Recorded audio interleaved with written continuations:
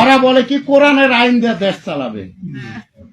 দেশ তো আর বাপের 35 সম্পদ। মূলত আইন বিধান জারি করার অধিকার একমাত্র আল্লাহ তাআলারই, আর এই বিধানের বলেই তিনি আদেশ দিচ্ছেন তোমরা আল্লাহ তাআলা ছাড়া অন্য কারো গোলামি করবে না, কারণ এটাই হচ্ছে সঠিক জীবন বিধান। তাদের অধিকাংশ মানুষই আল্লাহ তাআলার উপর ঈমান আনে না, তারা আল্লাহ তাআলার সাথে শিরক করতেই থাকে। তবে তারা কি এ বিষয়ে নির্ভর হয়ে গেছে যে হঠাৎ করে একদিন তাদের উপর আল্লাহ তাআলার সর্বগ্রাসী আযাবের শাস্তি কিংবা আকস্মিক কিয়ামত আপতিত হবে? অথচ তারা তা জানতেও পারবে না।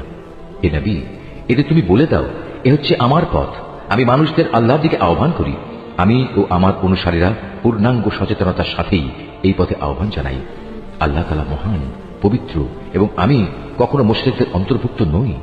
তোমার আগে বিভিন্ন জনপদে যত নবী আমি পাঠিয়েছিলাম তারা সবাই তোমার মতো মানুষই ছিল। আমি তাদের উপর ওহী নাজিল করতাম। এরা কি আমার জমির পরিভ্রমণ করেনি?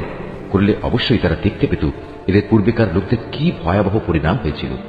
সত্য কথা হচ্ছে, আখিরাতের ঠিকানা তাদের জন্যই কল্যাণময়, যারা নবীদের পথে চলে তাকওয়া অবলম্বন করেছে।